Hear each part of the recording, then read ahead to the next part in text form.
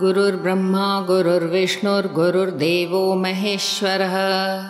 गुरुर्साक्षात् परब्रह्म तस्मै श्रीगुरवे नमः। शुक्लाम्बरधरं विष्णुं शशिवर्णं चतुर्भुजं प्रसन्नवदनं ध्यायेत् सर्वविघ्नोपशान्तये। ॐ श्रीपरमात्मने नमः। अथ श्रीविष्णुसहस्रनामस्तोत्रम्। यस्य स्मरणमात्रेण जन्मसंसारबन्धनात् विमुच्यते नमस्तस्मै विष्णवे प्रभविष्णवे। नमः समस्तभूतानामादिभूताय भूभृते अनेकरूपरूपाय विष्णवे प्रभविष्णवे। श्रीवैशम्पायन उवाच श्रुत्वा धर्मानशेषेण पावनानि च सर्वशः युधिष्ठिरः शान्तनवं पुनरेवाभ्यभाषत। श्रीयुधिष्ठिर उवाच किमेकं दैव तल्लोके किं वाप्येकं परायणं स्तुवन्तः कङ्कमर्चन्तः प्राप्नुयुर्मानवाः शुभम्। को धर्मः सर्वधर्माणां भवतः परमो मतः किञ्जपन्मुच्यते जन्तुर्जन्म संसारबन्धनात्। श्रीभीष्म उवाच जगत्प्रभुं देवदेवम् अनन्तं पुरुषोत्तमं स्तुवन्नाम सहस्रेण पुरुषः सततोत्थितः। तमेव चार्चयन्नित्यं भक्त्या पुरुषमव्ययम् ध्यायन् स्तुवन्नमस्यंश्च यजमानस्तमेव च। अनादिनिधनं विष्णुं सर्वलोकमहेश्वरं लोकाध्यक्षं स्तुवन्नित्यं सर्वदुःखातिगो भवेत्। ब्रह्मण्यं सर्वधर्मज्ञल्लोकानां कीर्तिवर्धनं लोकनाथं महद्भूतं सर्वभूतभवोद्भवम्। एष मे सर्वधर्माणां धर्मोऽधिकतमो मतः यद्भक्त्या पुण्डरीकाक्षं स्तवैरर्चेन्नरः सदा। परमय्यो महत्तेजः परमय्यो महत्तपः परमय्यो महद्ब्रह्म परमय्यः परायणम्। पवित्राणां पवित्रय्यो मङ्गलानां च मङ्गलम् दैवतं देवतानां च भूतानयो व्ययः पिता। यतः सर्वाणि भूतानि भवन्त्यादियुगागमे यस्मिंश्च प्रलये यान्ति पुनरेव युगक्षये। तस्य लोकप्रधानस्य जगन्नाथस्य भूपते विष्णोर्नाम सहस्रं मे शृणु पापभयापहम्। यानि नामानि गौणानि विख्यातानि महात्मनः ऋषिभिः परिगीतानि तानि वक्ष्यामि भूतये। ॐ विश्वं विष्णुर्वषट्कारो भूतभव्यभवत्प्रभुः भूतकृद्भूतभृद्भावो भूतात्मा भूतभावनः पूतात्मा परमात्मा च मुक्तानां परमागतिः। अव्ययः पुरुषः साक्षी क्षेत्रज्ञोऽक्षर एव च योगो योगविदान्नेता प्रधानपुरुषेश्वरः। नारसिंहवपुः श्रीमान् केशवः पुरुषोत्तमः सर्वशर्वशिवस्थाणुर्भूतादिर्निधिरव्ययः सम्भवो भावनो भर्ता प्रभवः प्रभुरीश्वरः। स्वयंभू शम्भुरादित्यः पुष्कराक्षो महास्वनः अनादिनिधनो धाता विधाता धातुरुत्तमः। अप्रमेयो ऋषिकेशः पद्मनाभोऽमरप्रभुः विश्वकर्मा मनुस्त्वष्टा स्थविष्ठस्थविरो ध्रुवः। अग्रायः शाश्वतः कृष्णो लोहिताक्षः प्रतर्दनः प्रभूतस्त्रिककुब्धाम पवित्रं मङ्गलं परम्। ईशानः प्राणदः प्राणो ज्येष्ठः श्रेष्ठः प्रजापतिः हिरण्यगर्भो भूगर्भो माधवो मधुसूदनः ईश्वरो विक्रमी धन्वी मेधावी विक्रमक्रमः अनुत्तमो दुराधर्षकृतज्ञकृतिरात्मवान्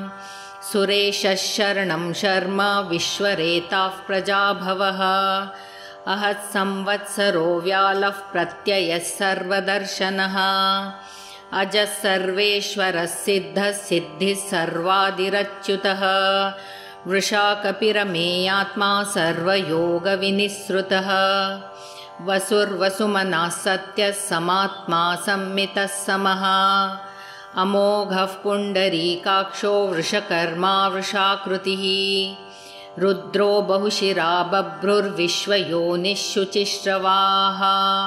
अमृतः शाश्वतस्थाणुर्वरारोहो महातपाः सर्वगः सर्वविद्भानुर्विश्वक्सेनो जनार्दनः वेदो वेदविदव्यङ्गो वेदाङ्गो वेदवित्कविः लोकाध्यक्षः सुराध्यक्षो धर्माध्यक्षकृताकृतः चतुरात्मा चतुर्व्यूहश्चतुर्दंष्ट्रश्चतुर्भुजः भ्राजिष्णुर्भोजनं भोक्ता सहिष्णुर्जगदादिजः अनघो विजयो जेता विश्वयोनिः पुनर्वसुः उपेन्द्रो वामनः प्रांशुरमोघः शुचिरूर्जितः अतीन्द्रसङ्ग्रहः सर्गो धृतात्मा नियमो यमः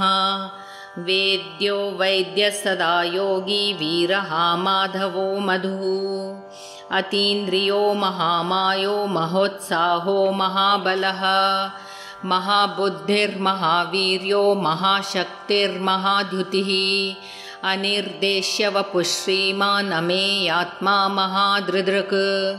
महेश्वासो महीभर्ता श्रीनिवासः सताङ्गतिः अनिरुद्धः सुरानन्दो गोविन्दो गोविदाम्पतिः मरीचिर्दमनो हंसः सुपर्णो भुजगोत्तमः हिरण्यनाभः सुतपाः पद्मनाभः प्रजापतिः अमृत्युः सर्वदृक्सिंहः सन्धाता सन्धिमान् स्थिरः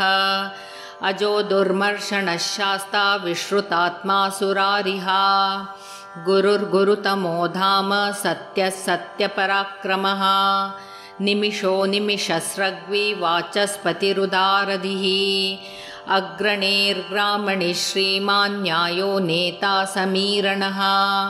सहस्रमूर्धा विश्वात्मा सहस्राक्षः सहस्रपात् आवर्तनो निवृत्तात्मा संवृतः सम्प्रमर्दनः अहत् संवर्तको वह्निरनिलो धरणीधरः सुप्रसादः प्रसन्नात्मा विश्वधृग्विश्वभुग् विभुः सत्कर्ता सत्कृतः साधुर्जह्नुर्नारायणो नरः असंख्येयो प्रमेयात्मा विशिष्टः शिष्टकृच्छुचिः सिद्धार्थः सिद्धसङ्कल्पः सिद्धिदः सिद्धिसाधनः वृषा हि वृषभो विष्णुर्वृषपर्वा वृषोदरः वर्धनो वर्धमानश्च विविक्तः श्रुतिसागरः सुभुजो दुर्धरो वाग्मी महेन्द्रो वसुदो वसुः नैकरूपो बृहद्रूपः शिपिविष्टः प्रकाशनः ओजस्तेजोद्युतिधरः प्रकाशात्मा प्रतापनः रुद्धस्पष्टाक्षरो मन्त्रश्चन्द्रांशुर्भास्करद्युतिः अमृतांशुद्भवो भानुः शशबिन्दुः सुरेश्वरः औषधं जगतः सेतुः सत्यधर्मपराक्रमः भूतभव्यभवन्नाथः पवनः पावनो नलः कामः कामकृत्कान्तः कामः कामप्रदः प्रभुः युगादिकृद्युगावर्तो नैकमायो महाशनः अदृश्यो व्यक्तरूपश्च सहस्रजिदनन्तजित् इष्टो विशिष्टः शिष्टेष्टः शिखण्डी नहुषो वृषः क्रोधः क्रोधकृत्कर्ता विश्वबाहुर्महीधरः अच्युतः प्रतितः प्राणः प्राणदो वासवानुजः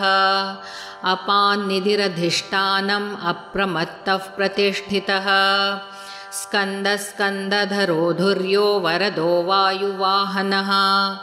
वासुदेवो बृहद्भानुरादिदेवः पुरन्दरः अशोकस्तारणस्तारः शूरः शौरिर्जनेश्वरः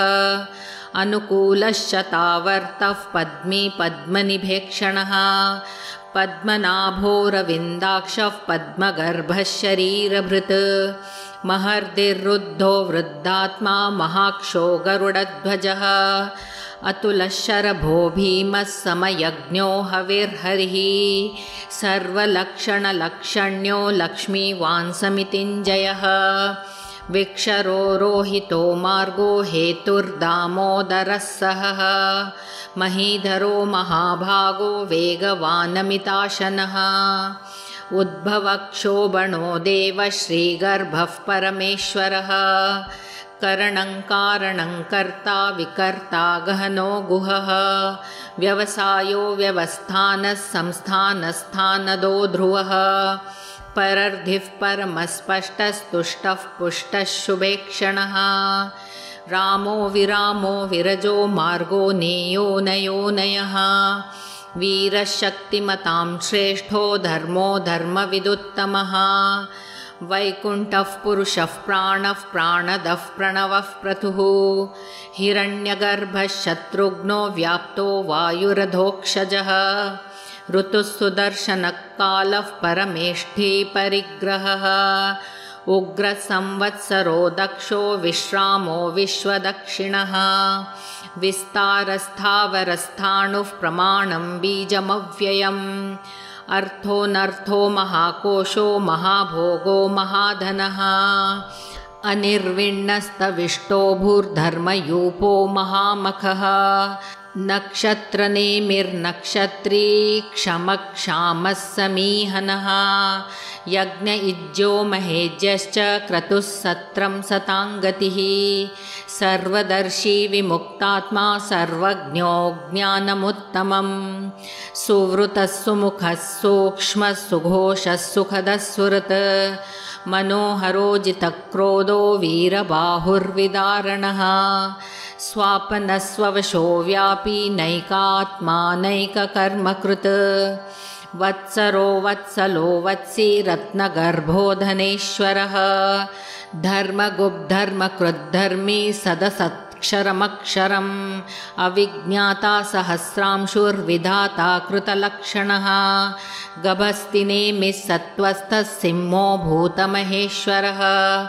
आदिदेवो महादेवो देवेशो देवभृद्गुरुः उत्तरो गोपतिर्गोप्ता ज्ञानगम्यः पुरातनः शरीरभूतभृद्भोक्ता कपीन्द्रो भूरि दक्षिणः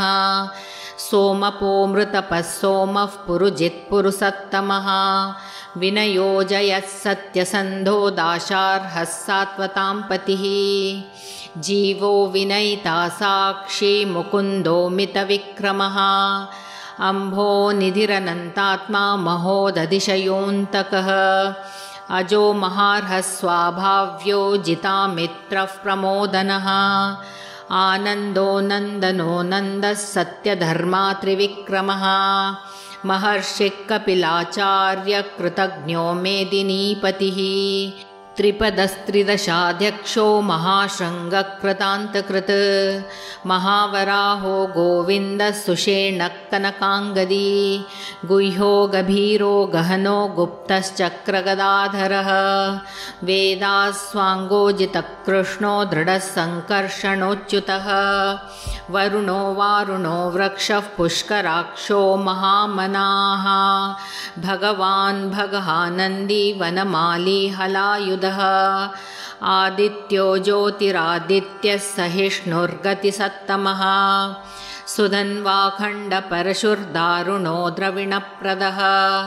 दिवि स्पृक्सर्वदृग्व्यासो वाचस्पतिरयो निजः त्रिसामासामगः साम निर्वाणं भेषजं भिषक् सन्न्यासकृच्छमशान्तो निष्ठा शान्तिः परायणं शुभाङ्गशान्तिदसृष्टा कुमुदः कुवलेशयः गोहितो गोपतिर्गोप्ता वृषभाक्षो वृषप्रियः अनिवर्ती निवृत्तात्मा संक्षेप्ता क्षेमकृच्छिवः श्रीवत्सवक्षा श्रीवासः श्रीपतिः श्रीमताम्बरः श्रीधः श्रीशः श्रीनिवासः श्रीनिधिः श्रीविभावनः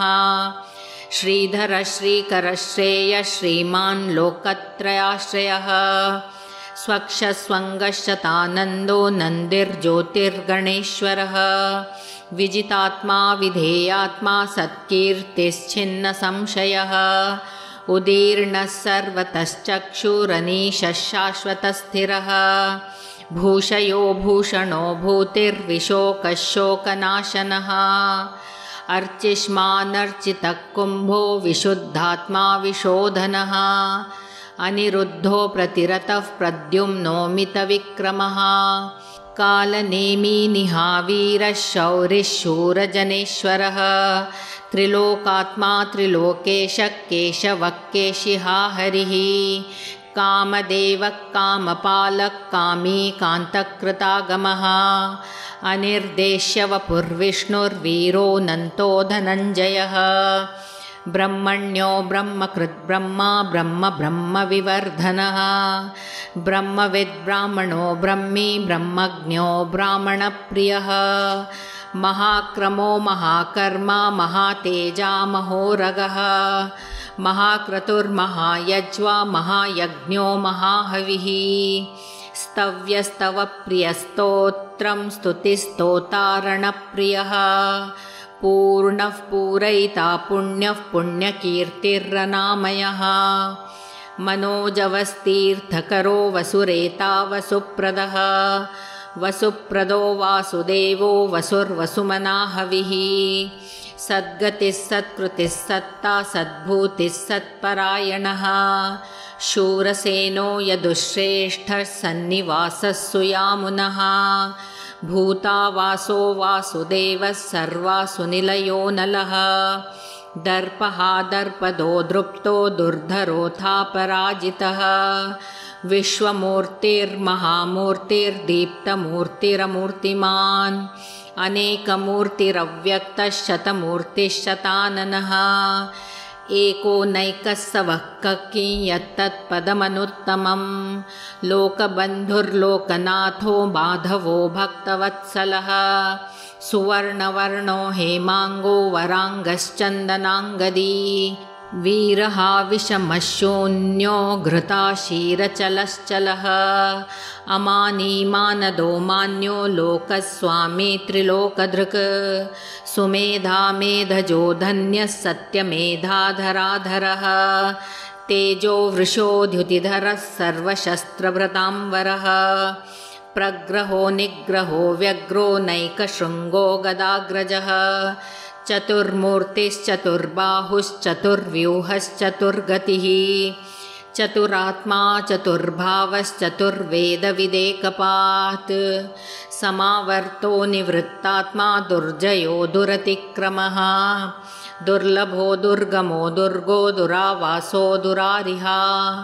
शुभाङ्गो लोकसारङ्गस्तुतन्तुस्तन्तुवर्धनः इन्द्रकर्मा महाकर्मा कृतकर्मा कृतागमः उद्भवः सुन्दरः सुन्दो रत्ननाभः सुलोचनः अर्को वाजसनशृङ्गी जयन्तः सर्वविजयी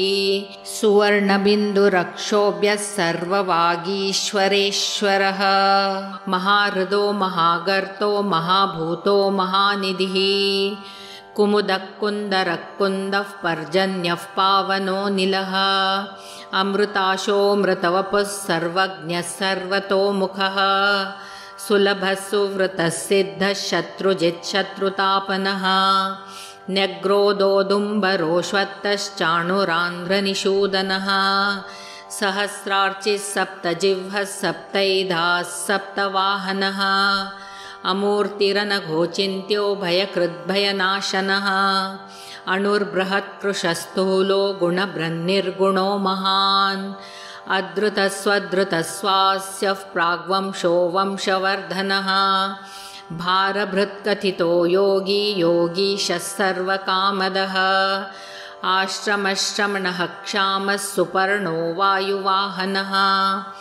धनुर्धरो धनुर्वेदो दण्डो दमयिता दमः अपराजितः सर्वसहो नियन्ता नियमो यमः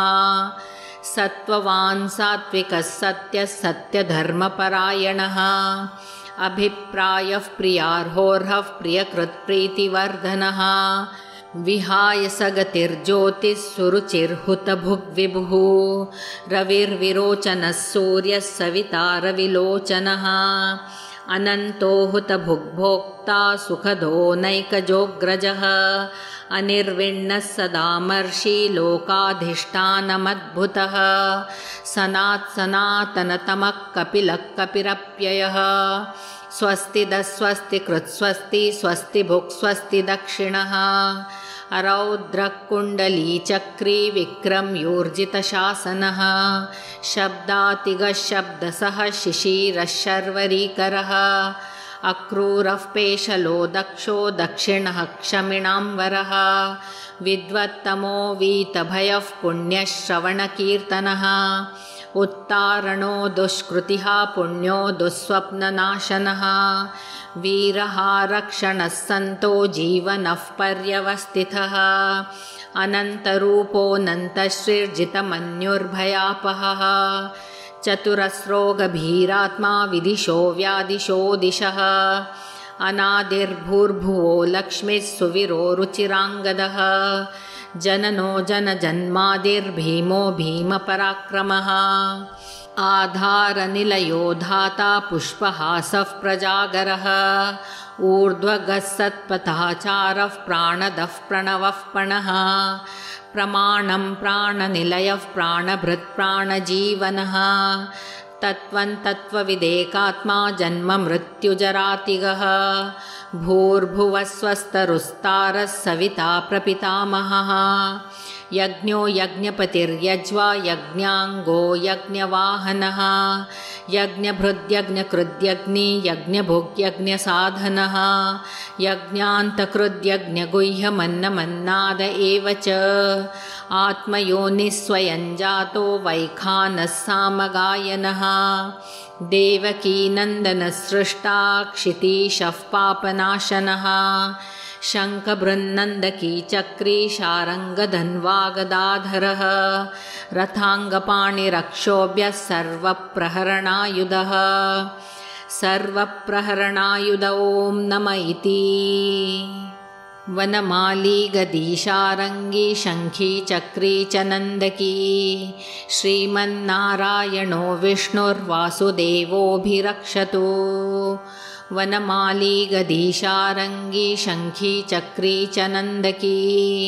श्रीमन्नारायणो विष्णुर्वासुदेवोऽभिरक्षतु वनमाली गदीशारङ्गी शङ्खी चक्री च नन्दकी श्रीमन्नारायणो विष्णुर्वासुदेवोऽभिरक्षतु। अथ फलश्रुति इतीदं कीर्तनीयस्य केशवस्य महात्मनः नाम्नां सहस्रं दिव्यानाम् अशेषेण प्रकीर्तितं य इदं शृणुयान्नित्यं यश्चापि परिकीर्तयेत् नाशुभं प्राप्नुयात् किञ्चित् सोमुत्रेह च मानवः वेदान्तगो ब्राह्मणः स्यात् क्षत्रियो विजयी भवेत् वैश्यो धनसमृद्धः स्यात् शूद्रो सुखमवाप्नुयात् धर्मार्थी प्राप्नुयात् धर्मम् अर्थार्थी चार्थमाप्नुयात् कामान् वाप्नुयात् कामी प्रजार्थी प्राप्नुयात् प्रजां भक्तिमान्यः सदोत्थाय शुचिस्तद्गतमानसः सहस्रं वासुदेवस्य नाम्नामेतत् प्रकीर्तयेत् यशः प्राप्नोति विपुलं ज्ञाति प्राधान्यमेव च अचलां श्रियमाप्नोति श्रेयः प्राप्नोत्यनुत्तमम् न भयं क्वचिदाप्नोति वीर्यं तेजश्च विन्दति भवत्यरोगो द्युतिमान् बलरूपगुणान्वितः रोगार्तो मुच्यते रोगात् बद्धो मुच्येत बन्धनात् भयान्मुच्येत भीतस्तु मुच्येतापन्न आपदः दुर्गाण्यतितिरत्याशु पुरुषः पुरुषोत्तमं स्तुवन्नाम सहस्रेण नित्यं भक्तिसमन्वितः वासुदेवाश्रयो मर्त्यो वासुदेवपरायणः सर्वपापविशुद्धात्मा याति ब्रह्मसनातनं न वासुदेवभक्तानाम् अशुभं विद्यते क्वचित् जन्म मृत्युजराव्याधि भयं नैवोपजायते इमं स्तवमधीयानः श्रद्धा भक्तिसमन्वितः युज्येतात्मसुखक्षान्ति श्रीधृतिस्मृतिकीर्तिभिः न क्रोधो न च मात्सर्यन्न लोभो नाशुभामतिः भवन्ति कृतपुण्यानां भक्तानां पुरुषोत्तमे ध्यास चन्द्रार्कनक्षत्राखं दिशो भूर्महोदधिः वासुदेवस्य वीर्येण विधृतानि महात्मनः ससुरासुरगन्धर्वं सयोक्षरगराक्षसं जगद्वशे वर्ततेदं कृष्णस्य सचराचरम् इन्द्रियाणि मनोबुद्धिः सत्त्वं तेजो बलं धृतिः वासुदेवात्मकान्याहुः क्षेत्रं क्षेत्रज्ञ एव च सर्वागमानामाचारः प्रथमं परिकल्पते आचारप्रभवो धर्मो धर्मस्य प्रभुरच्युतः ऋषयः पितरो देवा महाभूतानि धातवः जङ्गमाजङ्गमञ्चेदं जगन्नारायणोद्भवं योगो ज्ञानं तथा साङ्ख्यं विद्या शिल्पादिकर्म च वेदाशास्त्राणि विज्ञानम्